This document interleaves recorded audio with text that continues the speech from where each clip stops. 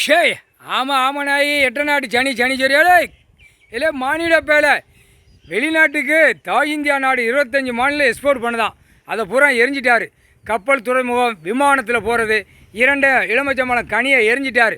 Stuck ஆயிரும்.